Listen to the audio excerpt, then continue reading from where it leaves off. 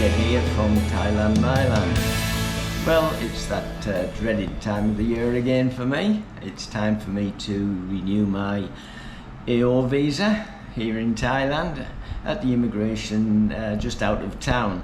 There's two immigration offices here in Wahin. One's in Blueport Shopping Centre, but that's just for smaller type visas, tourist visas. And I can also do my 90-day report there. But when you do your AO visa, which is every year, you have to go to the larger immigration office. So I'll go through it with you. I'll tell you what exactly is you need if you want to renew your visa. A lot of people, they get a visa agent to do it for them, and I don't see the need for that. It's not that hard. It can be quite frustrating if you get the wrong immigration officer, because not all of them are the same. Some ask for a little bit more than others do. I've been asked for different things by different immigration offices. So let's start with it. First of all, of course, you'll need your passport. You will then need to fill in a TM7 form, which is the application to renew your visa. You will also need to go to your bank and get a letter from them stating that you have the 800,000 baht in the bank account and it's been there for a minimum of 3 months. You also have to produce your passport with the money that's in there, and I would advise you to put 100 baht in there or something so that it's up to date. I once didn't do that and I got all the way to the immigration office and he told me to go back and get the book updated with today's date on it. So that's what you need to do, put 100 baht or whatever you want in your account, and that should cover that.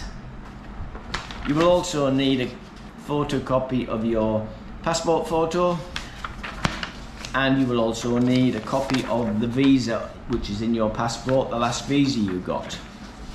Next up is a map of where you're living, and not everyone asks for that, but I always take it now because I was asked once and I didn't have it. So from now on I just take a picture on Google Maps and take it down to get it photocopied from the photocopy shop.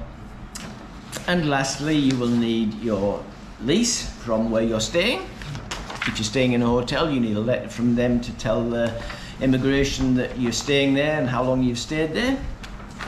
And if you're renting, you'll also need a photocopy of the green book, which is the book where the owner of the accommodation has, and you just get a photocopy of that green book. And you don't have to do that every year. If you've been living in the same place for years, you use the same green book, nothing's changed.